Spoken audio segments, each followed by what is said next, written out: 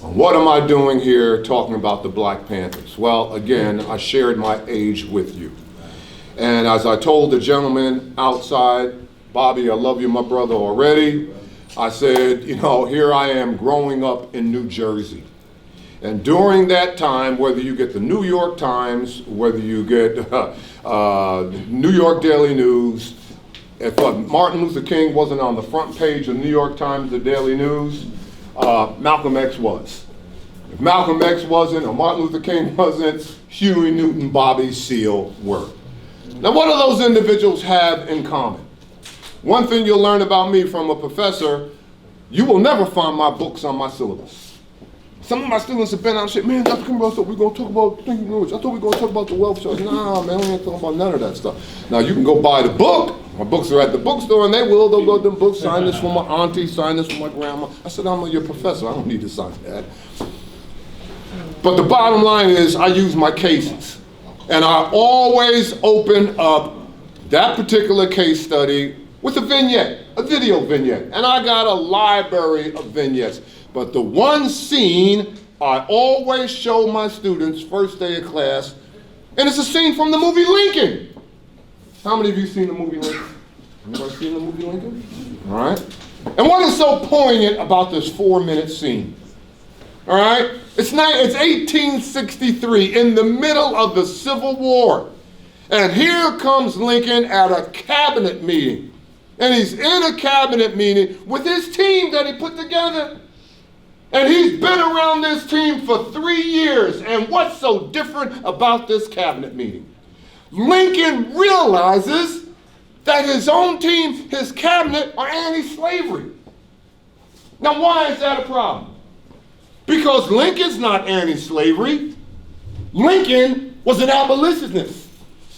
And baby girl, there is a huge difference between someone who is anti-slavery and someone who's an abolitionist. If you go to somebody who's anti-slavery, man, what do you think about slavery? Man, that's people, those folks down south, they need to take care of that. That's whack, man. Come on, man. Somebody ought to do something about that. But you go to somebody who's anti-slavery, and you say, oh, what do you think about slavery? Damn it, not here. Not here, not now, not ever. And that's what Lincoln told his cabinet. What is the difference between the two? One has conviction and the other one doesn't.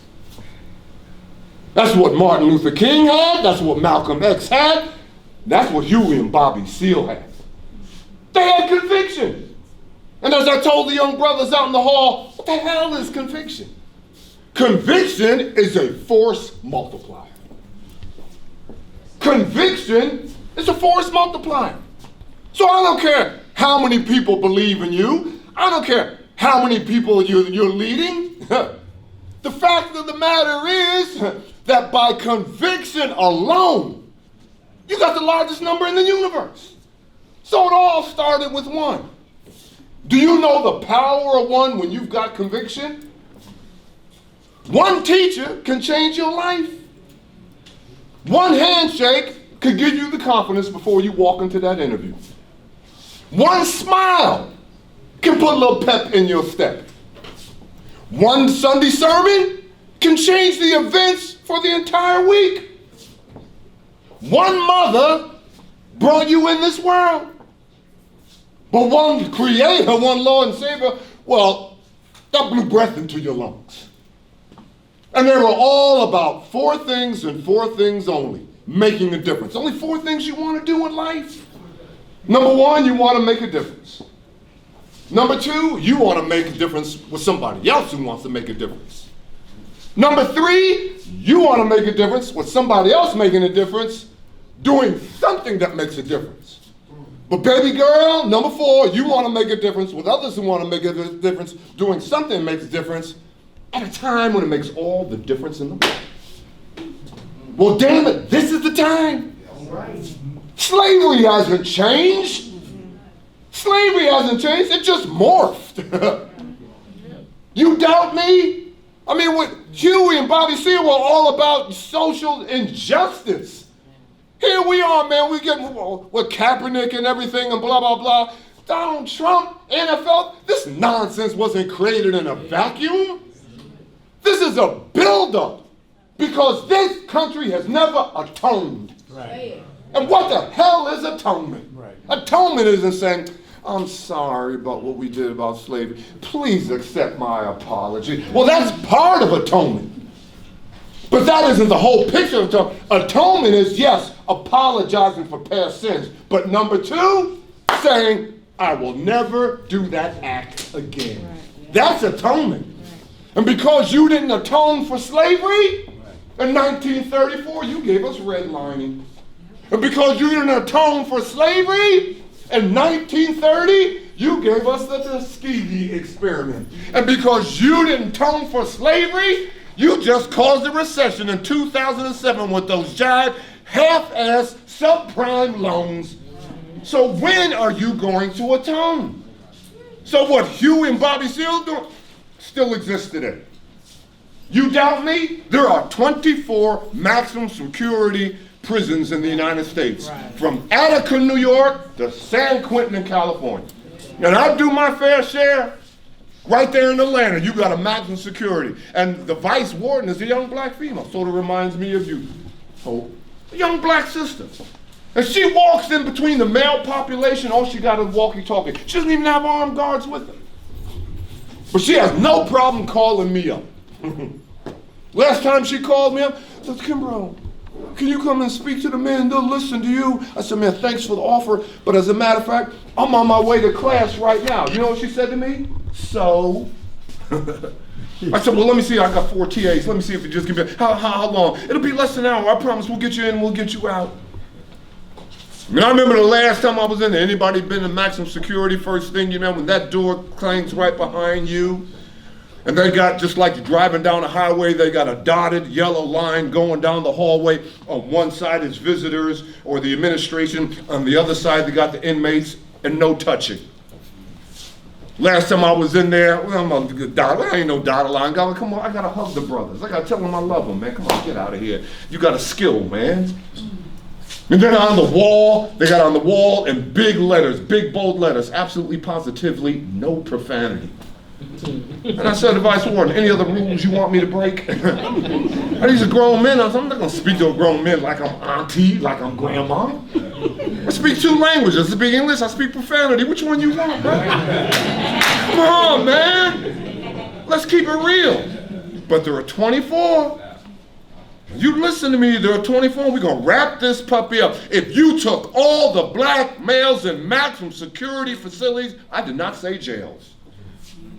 I said maximum security facilities. If you took all of them, and all 24, put them in a central location. Just black males in maximum security. Put them in a central location. That central location would constitute the 12th largest city in this country. Larger than Memphis. Larger than Charlotte. Larger than Jacksonville, Florida. Larger than Philadelphia.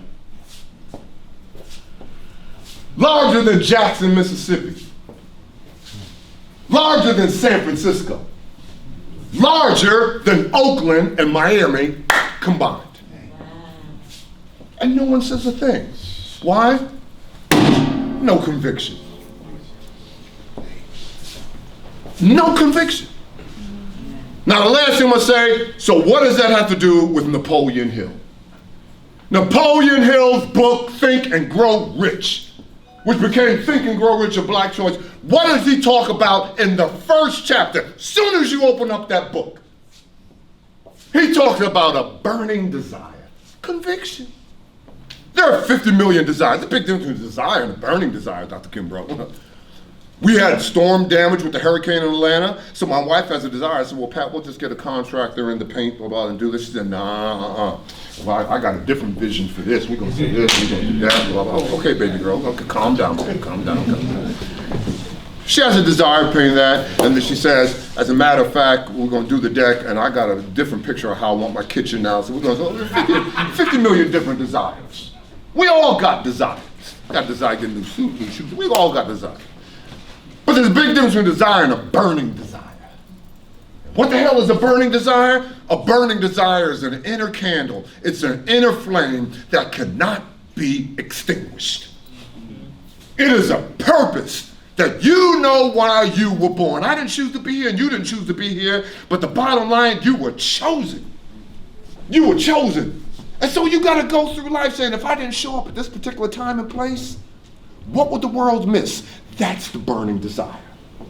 And everybody that we look up to, everybody that we emulate, all the athletes, all the entertainers, all the celebrities, man, blah, blah, blah. At one point in their life, they were ridiculed. And when you get a burning desire, the cynics will come, the naysayers will come, the non-believers, non-achievers, unachievers, they're all going to come. The critics will come. But you got a burning desire. You will use the cynicism. You will use their criticism to go ahead and propel you forward. And though the worst may go before you, that's conviction. There's nothing to fear. You're as good as the best, as strong as the mightiest too. You can pass any battle or test. But there's no one just like you. There's only one you in the world today, so nobody else you see can do your work in justifying way. You're the only you to be. There's nothing to fear. You can and you will, for you're the invincible you. So take a page out of Huey's book. I remember when I read, man, To Die for the People and his other books, man, autobiography. Oh my goodness. What one brother has done. For all practical purposes, Huey Newton and Bobby Seale created healthcare. They created healthcare. They had clinics, they had breakfast. They created that. It just morphed to where we are right now. Thank you very much, my brother.